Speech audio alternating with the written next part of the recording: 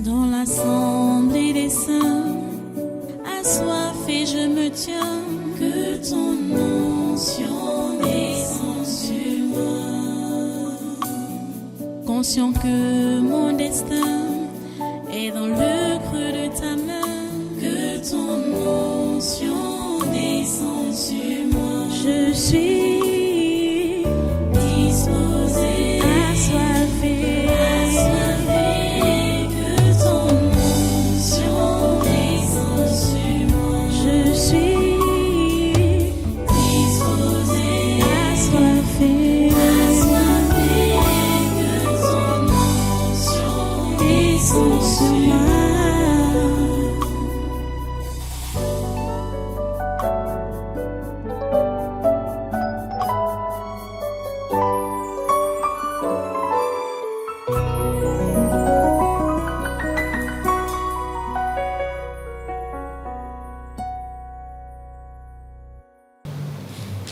Alléluia. Merci Jésus. Voilà, tu restes debout et tu prends ta Bible. Tu ouvres avec moi ou à ma suite dans Actes au chapitre 16. Actes chapitre 17. Actes chapitre 17. Nous allons lire du verset 1er au verset 14. Ça, c'est pour que vous puissiez comprendre tout le contexte. Paul est en train de parcourir les nations, les villes et de prêcher l'évangile qui lui avait été confié. Nous sommes en train de voir ou de parler sur le thème « La vie chrétienne normale ». C'est toujours le thème. Ok. On lit donc Acte 17 là, à partir du verset 1. Paul et Silas passèrent par Amphipolis et Apollonie, et ils arrivèrent à Thessalonique, où les Juifs avaient une synagogue. Paul y entra, selon sa coutume. Pendant 3 sabbats, il discuta avec eux, d'après les Écritures, expliquant et établissant que le Christ devait souffrir et ressusciter des morts. Et Jésus que je vous annonce, disait-il, c'est lui qui est le Christ. Quelques-uns d'entre eux furent persuadés et se joignirent à Paul et à Silas, ainsi qu'une grande multitude de Grecs craignant Dieu et beaucoup de femmes de qualité. Beaucoup de femmes de qualité. Mais les Juifs, jaloux, prirent avec eux quelques méchants hommes de la populace, provoquèrent des attroupements et répandirent l'agitation dans la ville. Ils se portèrent à la maison de Jason et ils cherchèrent Paul et Silas pour les amener vers le peuple.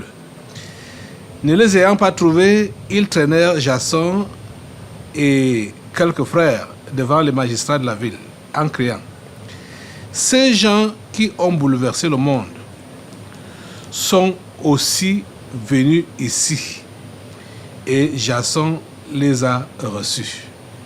Ces gens qui ont bouleversé le monde. Ils agissent, verset 7, ils agissent tous contre les édits de César, disant qu'il y a un autre roi, Jésus. Par ces paroles, ils émurent la foule et les magistrats, qui ne laissèrent aller Jason et les autres qu'après avoir obtenu d'eux une caution.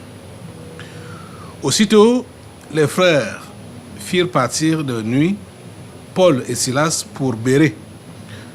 Lorsqu'ils furent arrivés, ils entrèrent dans la synagogue des Juifs. Les Juifs avaient des sentiments... Ces Juifs, on est au verset 11, hein, ces Juifs avaient des sentiments plus nobles que ceux de Thessalonique. Ils reçurent la parole avec beaucoup d'empressement et examinaient chaque jour les Écritures pour voir si ce qu'on leur disait était exact. Plusieurs d'entre eux crurent, ainsi que beaucoup de femmes grecques de distinction et beaucoup d'hommes. Mais quand les Juifs de Thessalonique surent que Paul annonçait aussi à Bérée la parole de Dieu, ils vinrent y agiter la foule. Alors les frères firent aussitôt partir Paul du côté de la mer. Silas et Timothée restèrent à Bérée. Prions le Seigneur. Dieu Tout-Puissant, nous te remercions pour ta parole de ce jour. Nous prions que tu puisses la bénir dans nos cœurs et surtout nous donner la grâce de pouvoir la traduire en actes, c'est-à-dire en obéissant à ce qu'elle va nous instruire. Merci, ô Dieu, pour ta volonté que tu as accomplie dans nos vies. Que ton nom soit béni, que ton nom soit glorifié. Au nom puissant de Jésus, nous remettons à toi, à ta grâce et à ta miséricorde. Au nom puissant de Jésus, nous avons prié. Amen. Amen. Voilà, prenez place dans cette sainte présence et soyez tous les bienvenus à ce concours de surnaturel de ce dimanche 18 février 2024. Nous parlons sur la vie chrétienne normale. Si vous êtes attentif, vous avez suivi la lecture. Donc, aujourd'hui, c'est au niveau du verset 11 que nous allons nous attarder pour voir l'exemple de ces chrétiens de Bérée qui étaient différents de ceux de Thessalonique et des autres. Pourquoi? Parce que ils n'agissaient pas, ils n'ont pas agi comme les autres, agités, brutaux, refusant tout, menaçant de mort. Mais quand ils ont reçu la parole, déjà on nous fait comprendre que ils reçurent la parole avec beaucoup d'empressement. Beaucoup d'empressement. C'est-à-dire, ils ont reçu la parole, on peut dire encore, avec hargne. C'est-à-dire, ils voulaient recevoir davantage. Je ne sais pas, quand toi tu as reçu l'évangile pour la première fois, comment est-ce que... Quelles étaient les dispositions de ton esprit, de ton cœur? Quelles étaient tes dispositions? L'as-tu reçu avec empressement ou avec nonchalance ou avec désinvolture ou avec négligence? Je vous dis que ça dépend de comment nous avons reçu la parole pour pouvoir continuer ou arrêter avec la course chrétienne.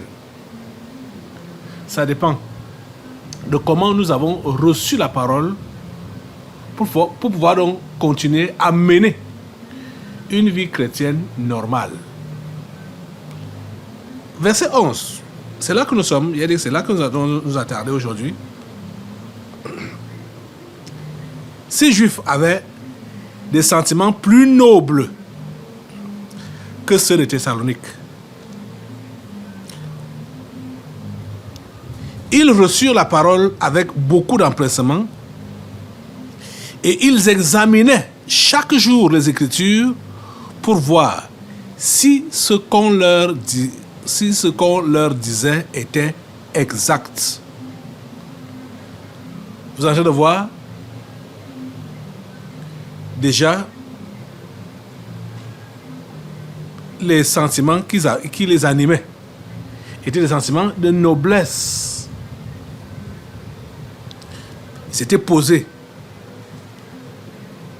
et ils étaient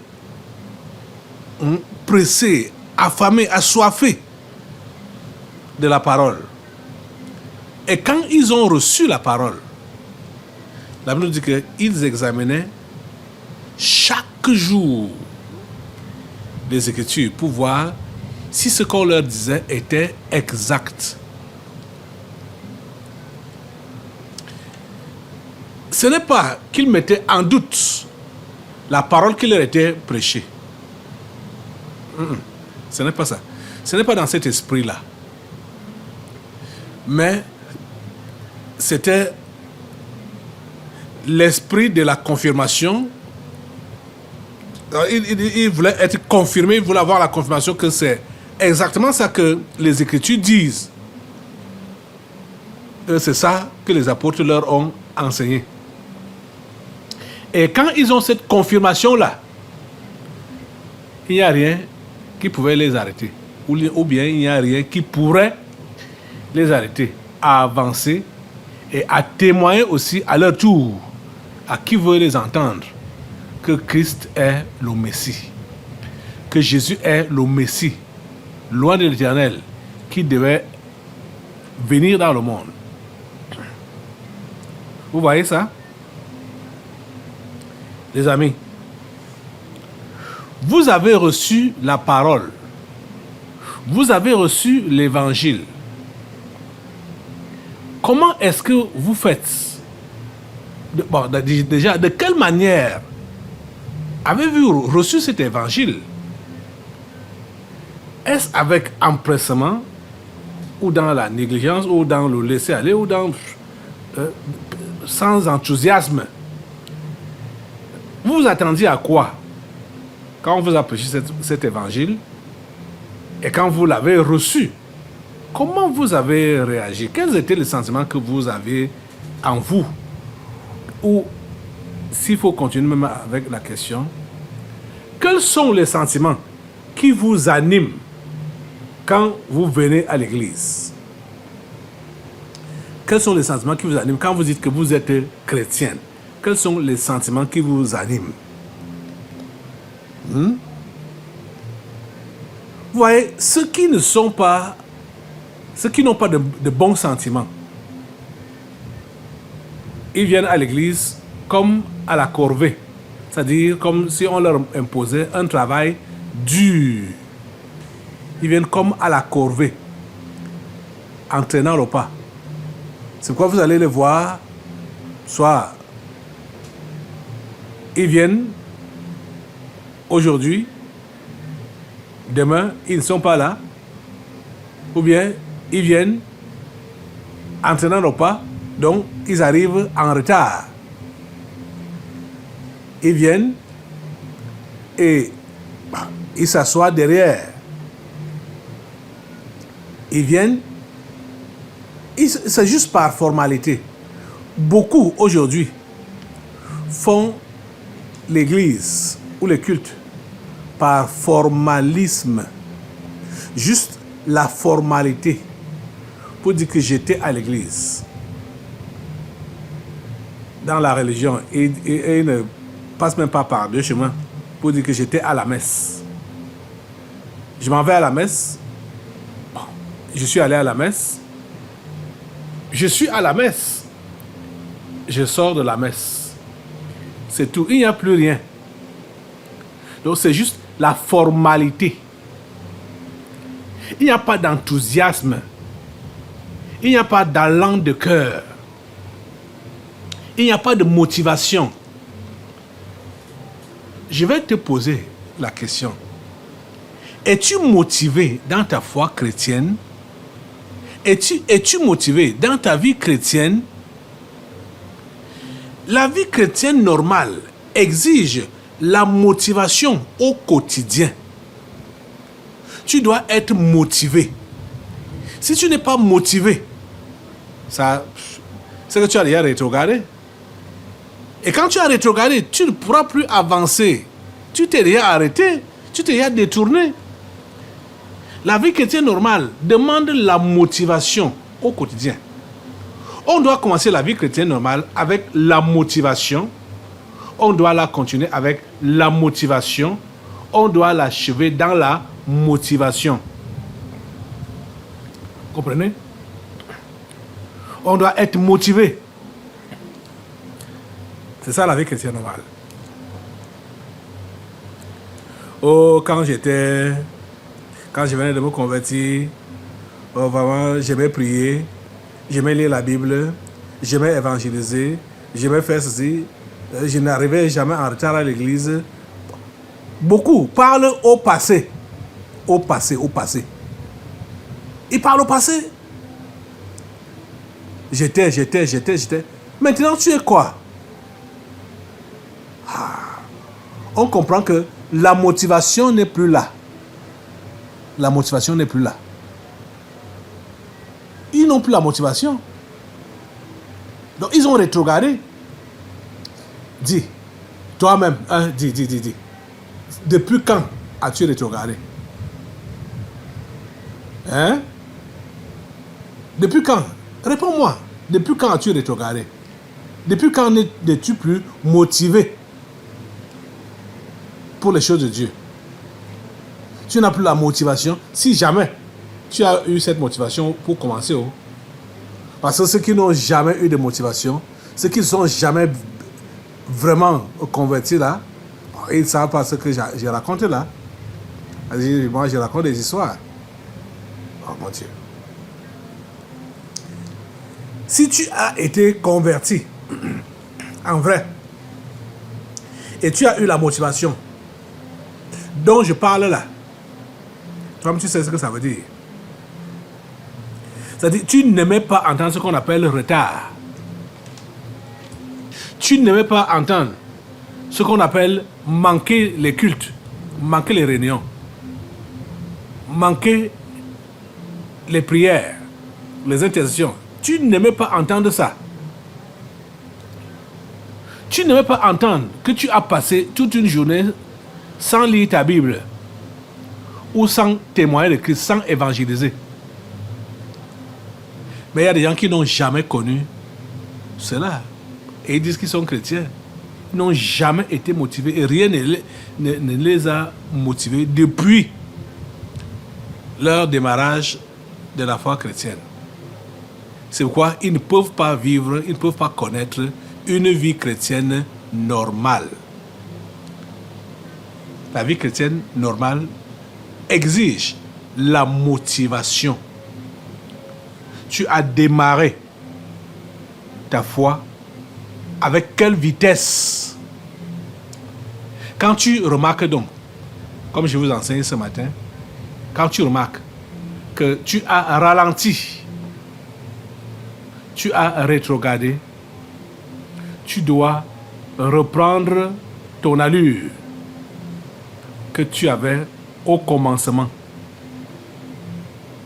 Les chrétiens de Béret sont un modèle, un exemple. Oh mon Dieu, un exemple.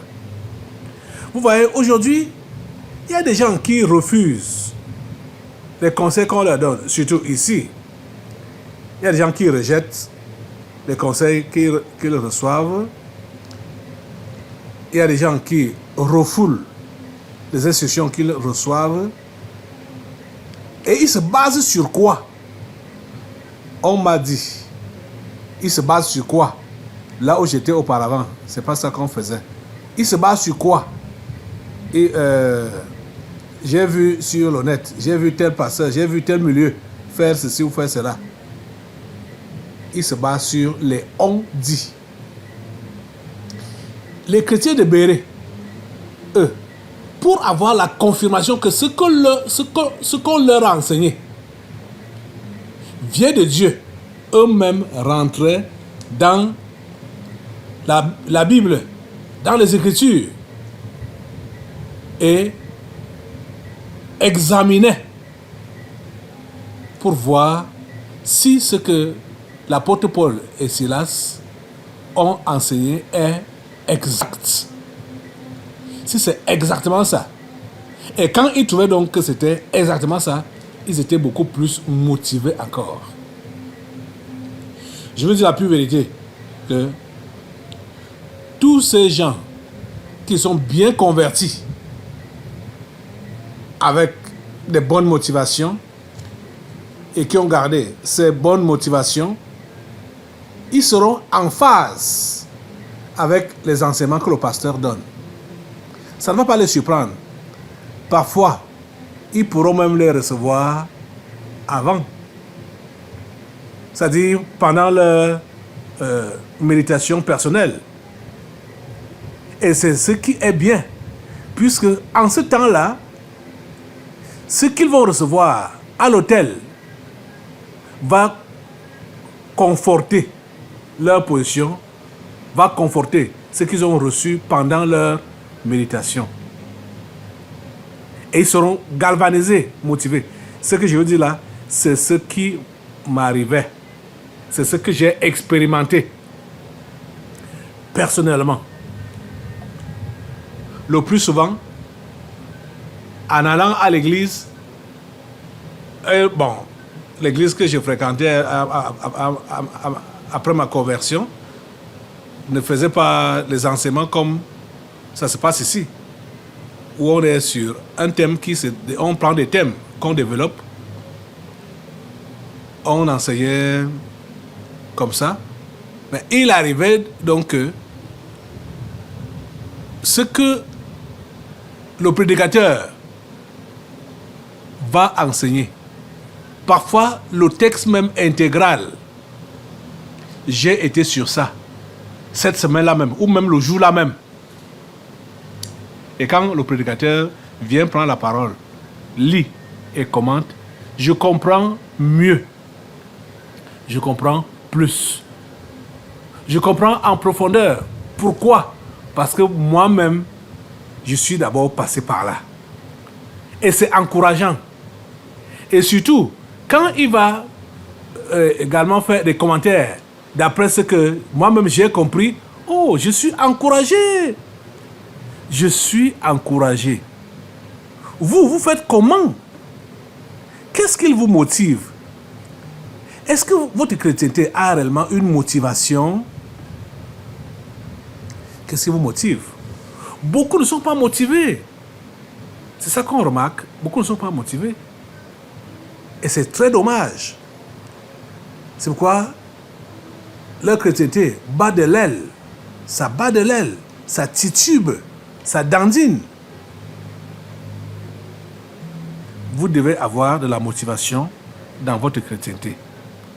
Vous devez recevoir la parole de Dieu avec beaucoup d'empressement. Et vous devez tout faire pour conforter votre position en consultant la parole de Dieu, les Écritures, ceci qui a été enseigné ou ceci qui est enseigné. Consultez les Écritures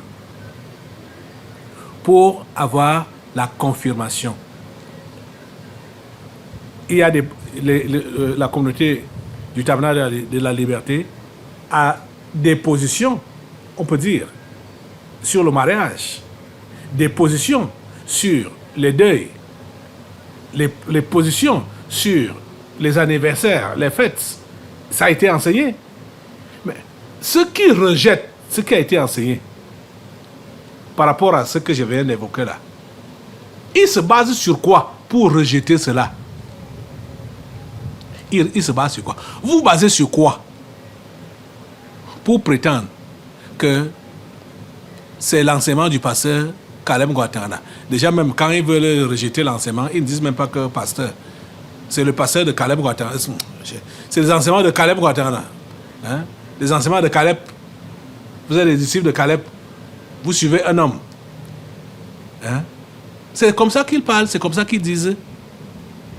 Mais vous vous basez sur quoi pour refouler ce qui a été enseigné? Vous basez sur quoi? Sur quelle Bible? Sur quel texte? Sur quel exemple biblique vous basez? On a enseigné sur le mariage.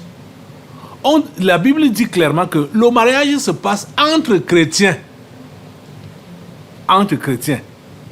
Et ce n'est pas entre chrétiens et religieux. Ou ce n'est pas entre religieux, c'est entre chrétiens. Ce n'est pas entre les humains et les anges déchus. Oh, mon Dieu. Je crois que je vais finir la correction de ce livre-là pour qu'il soit disponible. Le livre sur le mariage. Je vais finir la correction de ça. Ce sera disponible. Parce que les questions qui sont souvent posées sur le mariage, au lieu de même être encore enseigné sur ça là, chaque fois, la personne qui veut savoir achète le livre et s'instruit. Puisque la Bible est vaste, vous, déjà même avec votre paresse, si vous prenez le thème comme mariage comme ça là, vous n'allez pas fouiller toute la Bible et trouver rapidement les textes qui en parlent. Si vous avez donc déjà un document qui a été préparé pour cela, ça va vous faciliter la compréhension. Parce que les recherches ont déjà été faites et les compilations ont été faites. Et dans un livre, vous allez seulement consulter et appliquer ou enseigner à celui qui veut savoir, qui veut être enseigné, qui veut connaître. Tous ces thèmes ont été développés, enseignés ici. C'est-à-dire, ce que vous refusez, ce que vous ne voulez pas appliquer là, vous a été enseigné. Vous ne vérifiez pas dans les Écritures, dans la Bible, le bien fondé, c'est-à-dire la véracité de ce qui vous a été enseigné, mais vous rejetez seulement pour dire que non, c'est pas comme ça que ça doit être fait. Lui, il exagère, voilà. Ils disent que mes enseignements, ce sont les exagérations. Donc ce n'est pas la vérité. C'est pas ça que Dieu veut. Vérifier. Consulter la Bible. Comprenez? Je n'ai pas vraiment envie de revenir dans les détails sur les quelques sujets que j'ai évoqués là, tels que le mariage. Le mariage chrétien. On n'a pas besoin de revenir sur ça, tels que les cérémonies. Les cérémonies. Les fêtes. Les anniversaires. Donc, les célébrations de mariage ou les célébrations de deuil. Ça, c'est des choses sur lesquelles personne ne doit plus me poser des questions ici. Tout au moins, tous ceux qui ont suivi ces enseignements. Ils ne doivent plus me poser des questions, ils ne doivent plus se poser des questions ou me poser des questions ou prétendre savoir quelle attitude adopter quand ils ont deuil dans leur maison ou dans leur famille ou quand ils ont mariage dans leur famille charnelle là, ou quand il y a une cérémonie. Ils ne doivent plus me poser ces questions-là parce que vous savez déjà la position de l'Église, donc la position de la Bible. Vous savez déjà.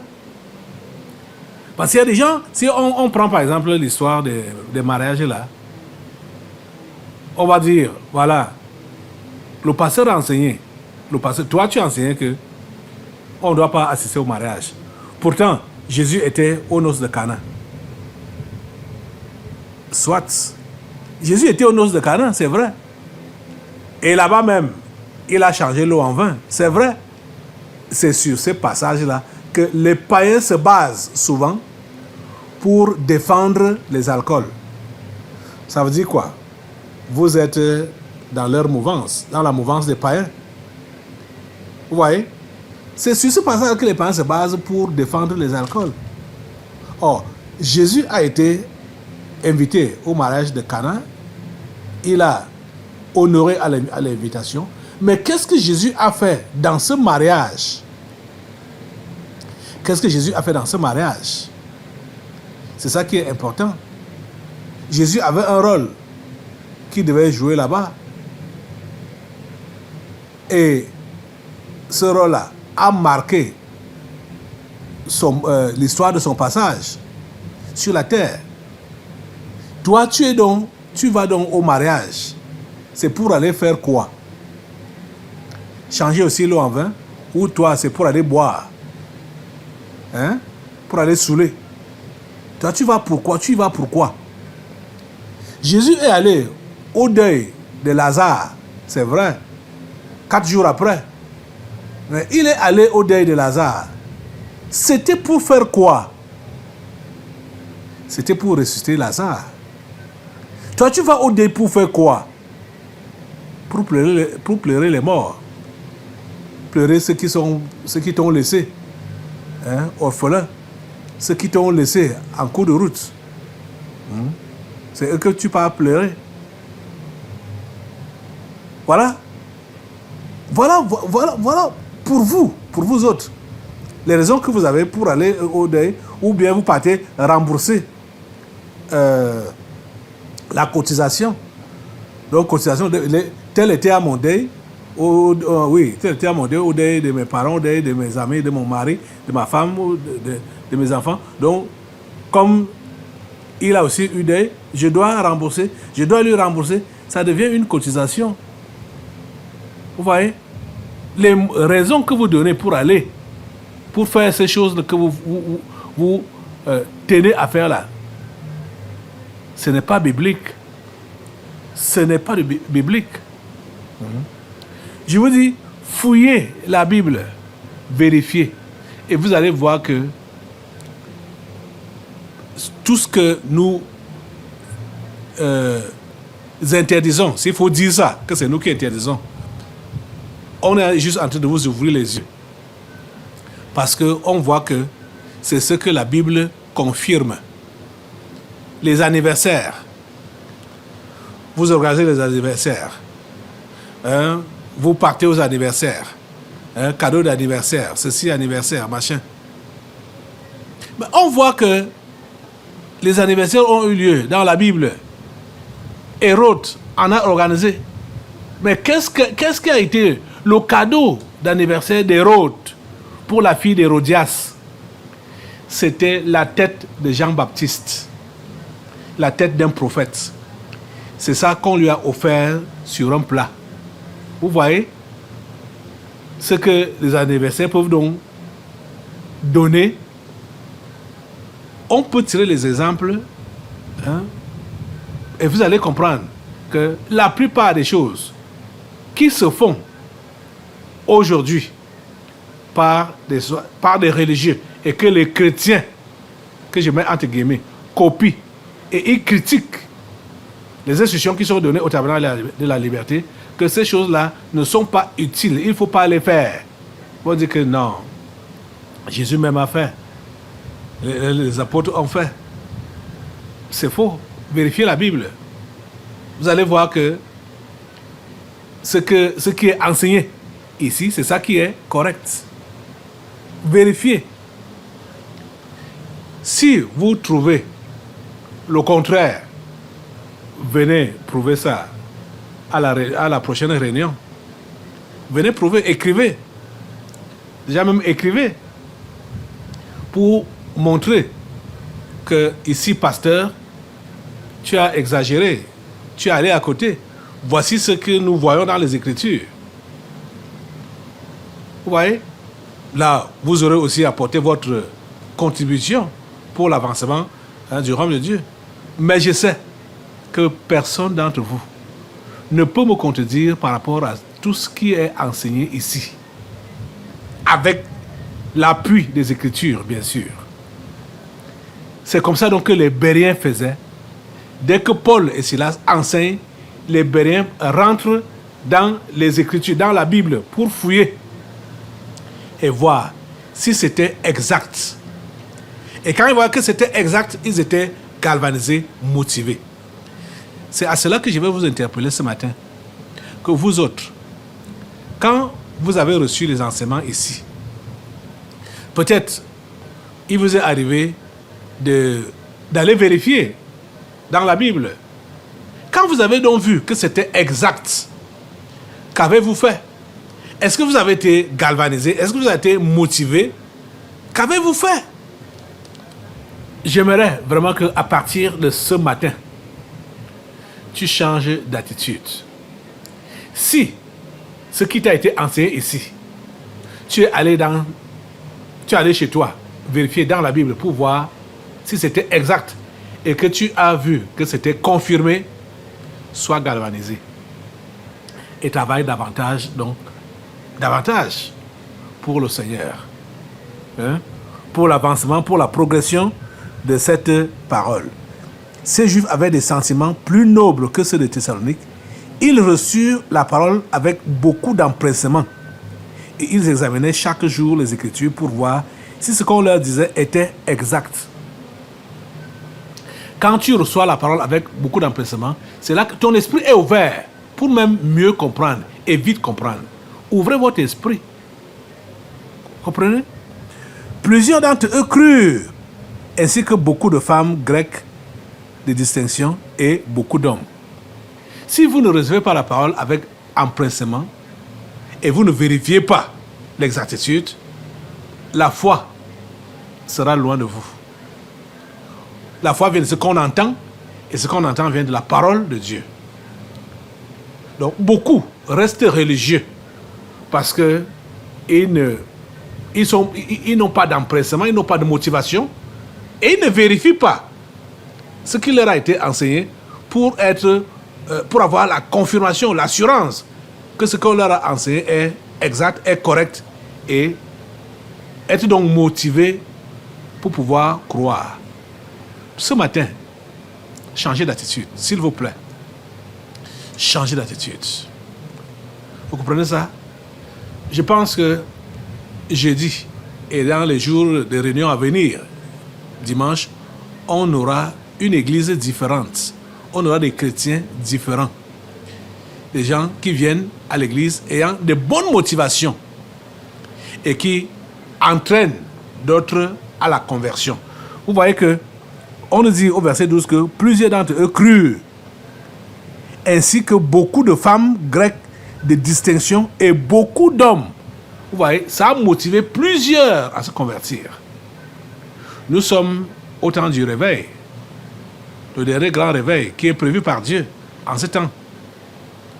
Ça ne peut pas se passer avec des chrétiens moribonds. Ça se passe avec des chrétiens éveillés, galvanisés, convaincus et convaincants de leur chrétienté. Parce que c'est ça, la vie chrétienne normale. Vous comprenez? Même avec les persécutions, ils ne sont pas découragés. Et ils étaient persécutés.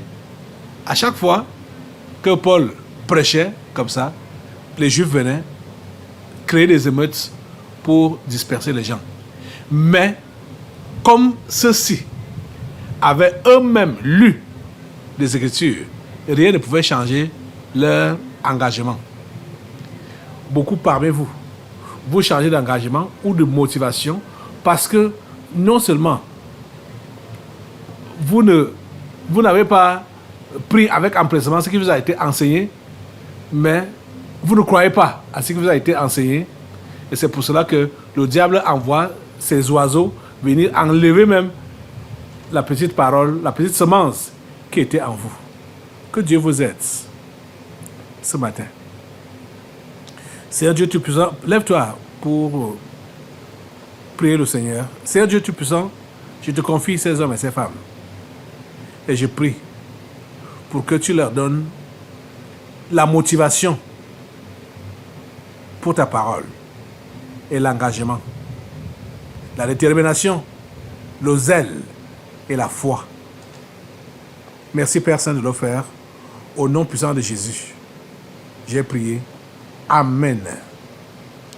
Assois-toi. Nous allons maintenant passer aux délivrances prophétiques.